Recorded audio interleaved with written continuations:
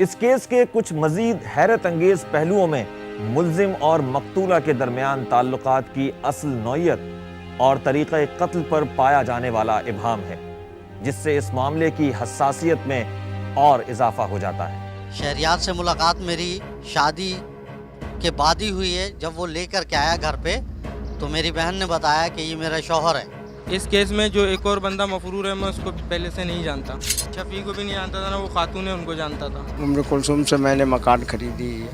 انہوں نے یہ کہا تھا کہ جو ہے نا یہ میری خالہ جات بھائی ہے، پنڈی سے آئے ہیں اور مجھے جانا ہے پنڈی، میں اکیلی رہ رہی ہوں یہاں۔ سمجھ سے بالاتر ہے کہ اس لڑکے کی جو ابھی چھوٹی عمر کا ہے، کیا وجوہات تھی کہ اس عورت سے جو 2 دفعہ طلاق یافتہ تھی شادی کرتا، سوائے اس کے کہ کوئی لالچ کا عنصر تھا، کیونکہ عام صورتحال میں یہ ممکن نہیں ہوتا۔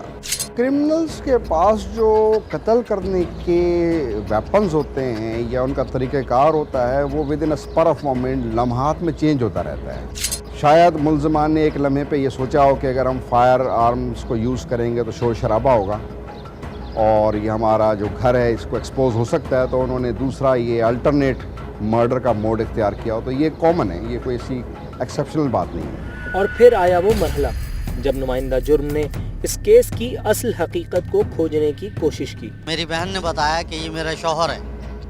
تو اس ٹائم میں ہم نے بولا کہ آپ نے نکاح کر لیا؟ بولے ہاں میں نے نکاح کر لیا۔ تو میں نے کہا آپ نے ہم لوگوں کو کسی کو بتایا نہیں؟ بولے نہیں، اتنا ٹائم ہی نہیں ملا۔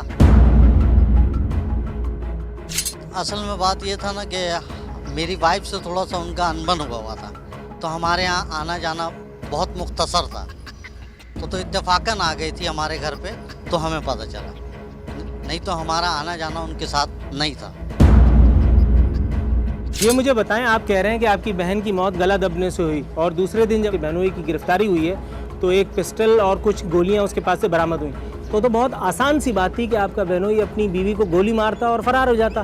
گلا دبا کر کے مارنے کی، اتنی آرٹسٹک انداز میں آپ کی بہن کو مارنے کی کیا ضرورت تھی؟